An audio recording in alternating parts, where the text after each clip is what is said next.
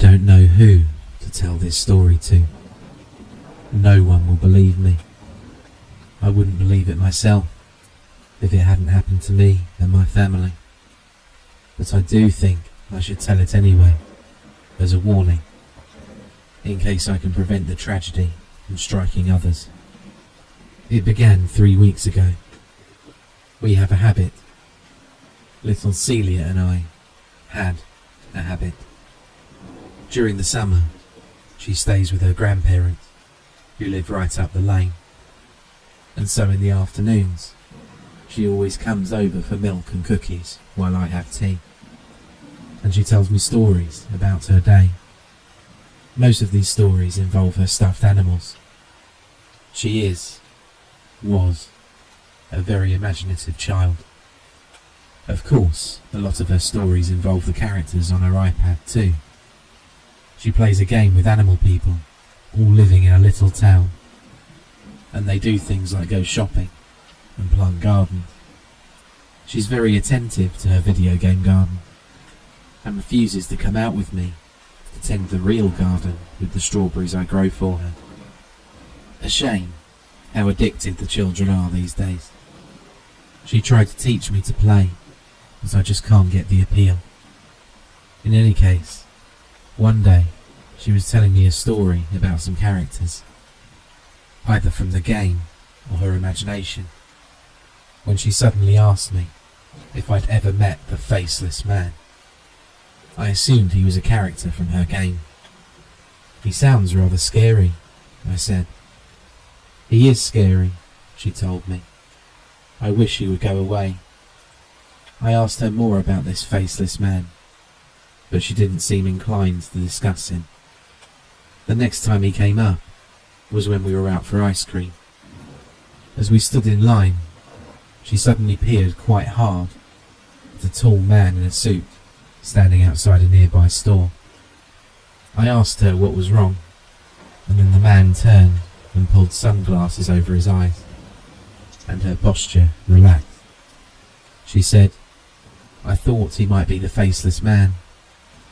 "He appears to have a face," I said. "Yes," she said, relieved. "He's not the Faceless Man." Well, I asked her about this Faceless Man, who he is, when she sees him. She said she mostly sees him near the park, or sometimes outside the window. I asked her what his face looked like, and she gave me the most irritable look, like I'd asked the most stupid question imaginable, and said, "He doesn't have one. That's why he's the Faceless Man." "Well then, what does he have instead of a face?" I asked. "Is his head a pumpkin, like in Sleepy Hollow?" "In what?" she asked, making me feel quite old and out of touch. I started explaining, but then she got impatient and looked it up on her little device and said, "Oh, the pumpkin has a face, Grandpa Vern. The Faceless Man doesn't have any face, not a pumpkin or anything else." "Well, he must have something," I said, trying to imagine. "Is it just skin with no features?" "No." She was becoming quite cross. "That would be almost like a doll with a face rubbed off or something. He's the Faceless Man because he has no face. So what's where his face should be then?" She made a frustrated sound in her throat. "Maybe you should ask him yourself. Why don't you talk to him?" "Well, where do I find him?" "He's standing behind you." This sent chills down my spine. I turned and looked around, but there was no one. Absolutely no one. And little Celia had gone back to her game. She told me not to bother her. Well, I decided this Faceless Man was imaginary, like so many of her made-up animal friends, or her video game friends who became her make-believe companions during the 4 weeks of summer that she was stuck with us old people.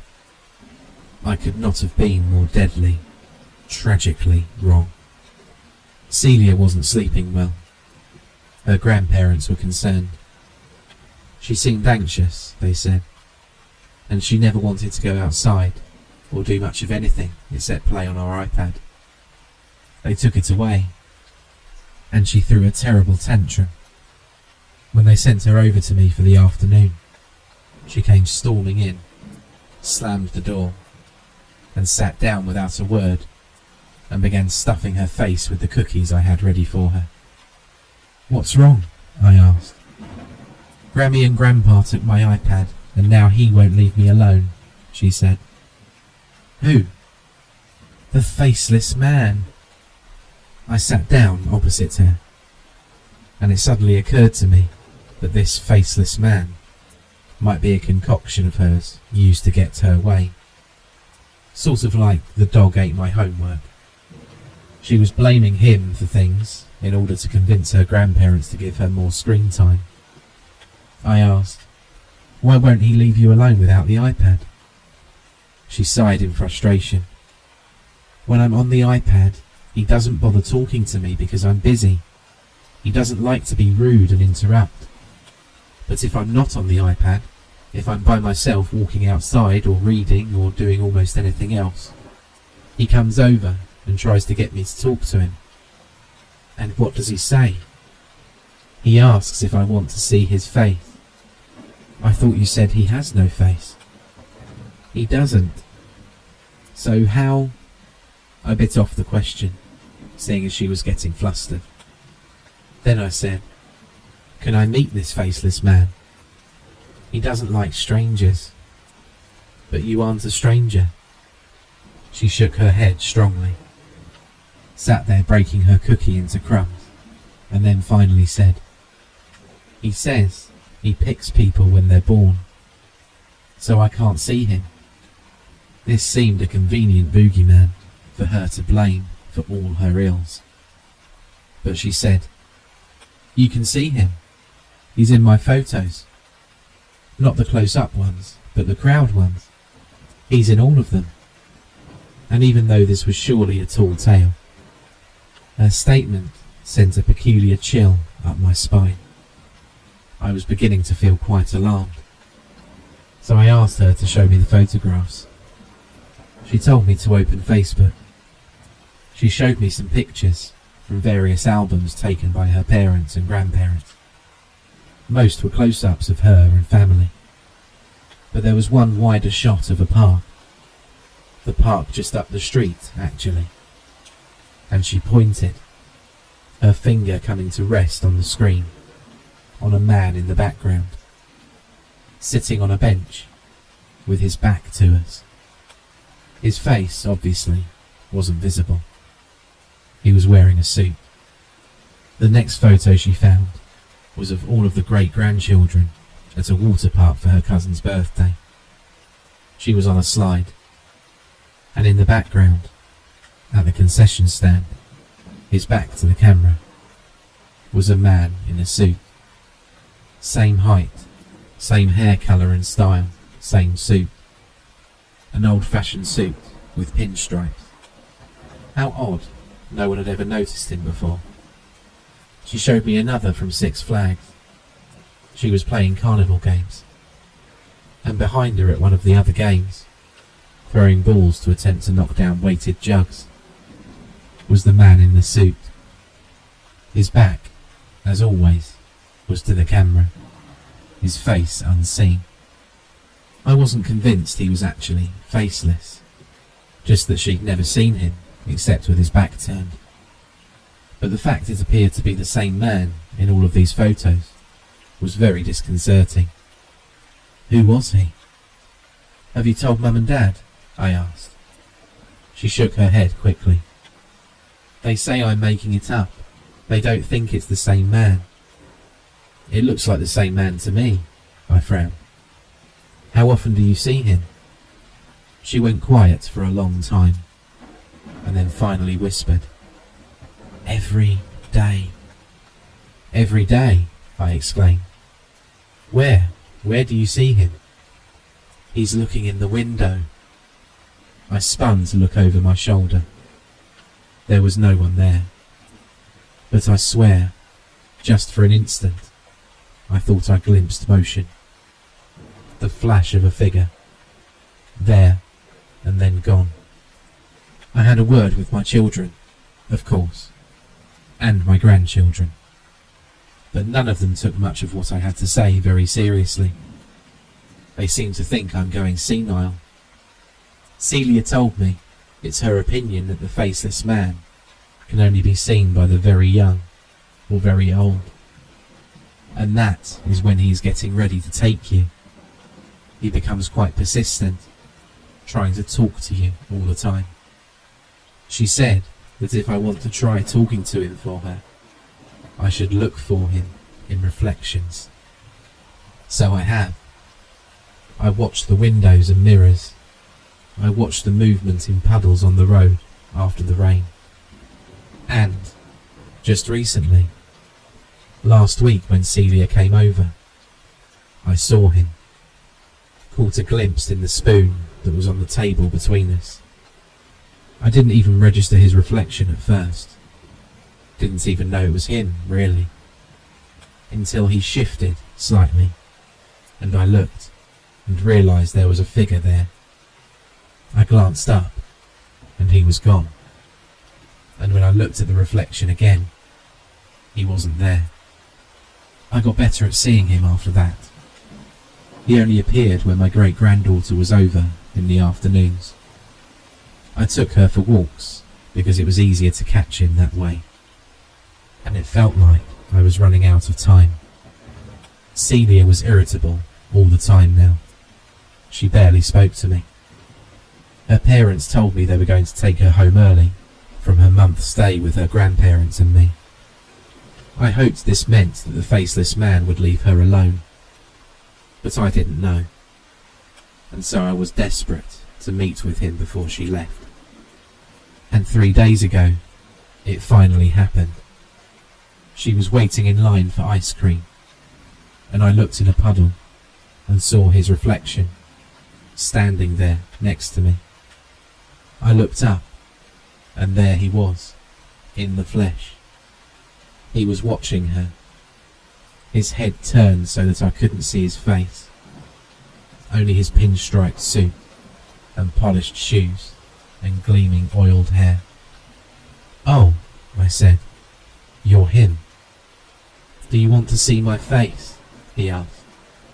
His voice was strong, surprisingly clear and even pleasant. Nothing ghostly or unusual about him at all. He must have been a perfectly ordinary man. An ordinary man who was stalking my great-granddaughter. I snorted at him and stepped closer, because while I may be a very old man, I was at one time in the Navy, and still remembered how to throw a punch, or take one if need be. And anyway, I wasn't worried about what might happen to me. So I grabbed his shoulder. "Now see here," I began. But when I turned him to face me, there was no face, only the back of his head. No matter which way I looked at him, I was looking at the back of his head. I felt dizzy suddenly, as now I was facing the front of him. Lapels, white shirt and necktie, and above the tie, his neck, and the oiled gloss of his hair. He was like an owl that had turned his head all the way around, only his head didn't move. I gasped, stepping all around him. No matter where I stepped, it was the back of his head. He chuckled, asked in a higher-pitched giggle, "Do you want to see my face?" "No," I said, "no." He was laughing. My legs buckled. I think I fainted. When I came to, Celia was beside me. So were staff from the ice cream shop, an ambulance. My children, her grandparents, arrived soon after. Everyone very concerned for me. But my biggest worry, as the paramedics looked me over, was that in the crowd, among the shoppers, I could now see him, just standing there, right outside a shop door. His head turned, as always, away from me, even though his torso was now slightly facing towards me, as if he were watching me. Celia's gaze followed mine, and she gripped my hand and squeezed. "What did you tell him?" she asked. "I told him no," I said to her. Celia's grandparents put her on a plane back to Vermont the very next day. Her parents picked her up. She was very glad to be reunited with them, and told me over Messenger that she was happy to be home and felt much better. Her messages were very positive for a while, but then, just this morning, she sent me a message that was very frantic. It wasn't a very coherent message. She just kept saying she made a mistake. I asked what she meant, and she told me that the first time the Faceless Man spoke to her, he asked if she wanted to see his face. She said, "Sure, I guess." He giggled and told her, "Soon." It was always the same question, and she'd learned the quickest and easiest way to send him away was to say, "Sure, I guess." And he would always giggle and say, "Soon," and leave.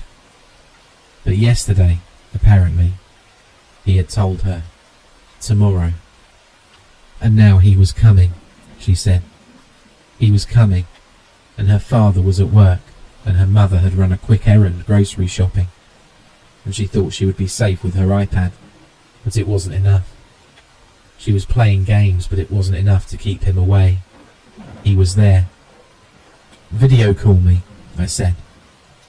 And she did, but I barely caught a glimpse of her panicked, teary-eyed face before the call cut out. I rushed to call my granddaughter-in-law, to call my grandson. I told them it was an emergency, and they had to get home immediately, because Celia said there was an intruder. I didn't say Faceless Man, as they would have assumed me delusional. Then I waited with bated breath. How helpless I felt, all these thousands of miles away. What could I do? While I was waiting for a response, Celia messaged me, and my heart sank. My heart sank because I knew then that my great-granddaughter was gone, that they would find no trace of her at all in the house or anywhere. I later asked my grandchildren if they checked the reflections, but they thought I was speaking nonsense. Why would they believe anything from a foolish, delusional old man who fainted the other day while getting ice cream? But I know where she is, and who has taken her, and while I don't know if I can ever save her, I will go and do my best. I'm old. It doesn't matter what happens to me. Shortly after the video call cut out, she sent me one sentence. "Grandpa Vern, would you like to see my face?"